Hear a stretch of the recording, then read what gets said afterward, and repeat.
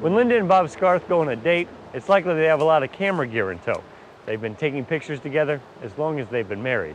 For both photographers, sharing nature's beauty is not just a hobby, it's a way of life. A life they've shared for more than 50 years.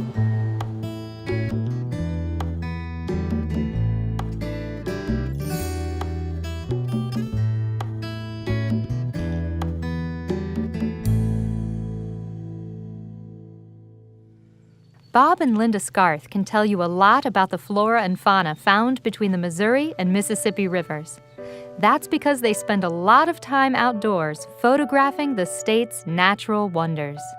We've been out here a couple of times, I think on New Year's Day, and some of the skunk cabbage has come up through some snow.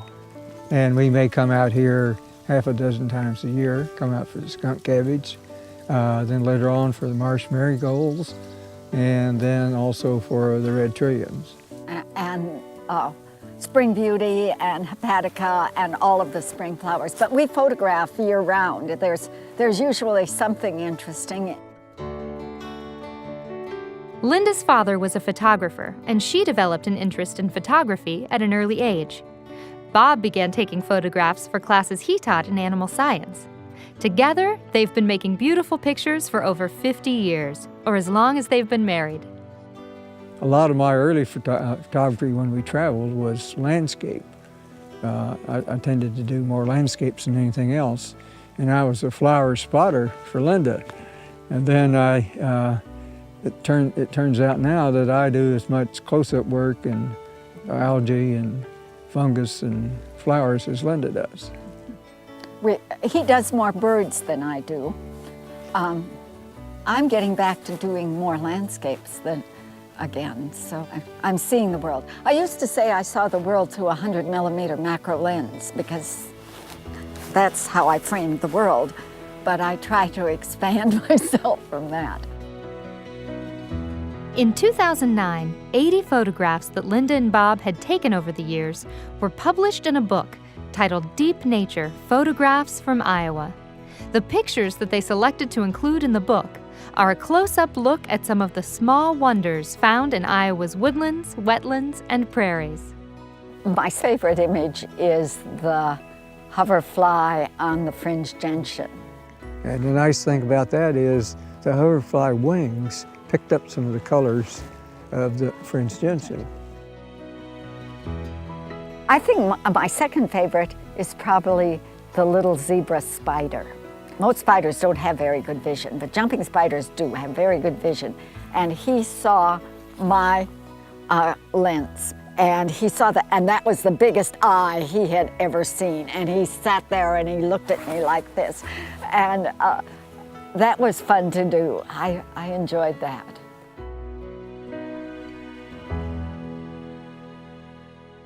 We were hoping to get people to look more closely, that there are so many lovely little things. So we included some fungi, some beautiful colored fungi, insects. We even have a batch of some lichens, because lichens are the corals of the woodlands, because they repeat the shapes and colors that are often seen in corals.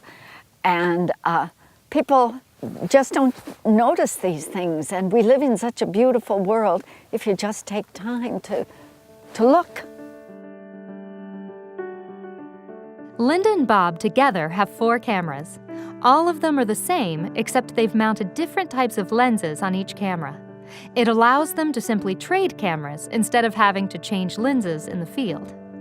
On a shoot, they'll take an assortment of reflectors and umbrellas to direct and diffuse light. And Bob often wears something he refers to as garden knees.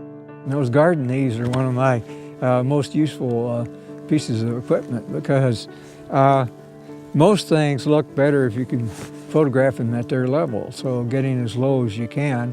Also, that helps you when you get down low in terms it may be easier to get a diffuse background.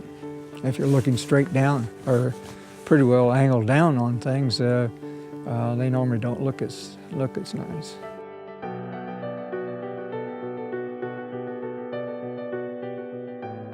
Photography is something Linda and Bob do together. They can cover a lot of ground as a team, but the process still takes time. When you see something, you just don't take a picture. You make some time, you think about it, you walk around it, you set up. Pictures are made, they're not taken. And we have friends here in town who said, you don't go for a walk with them.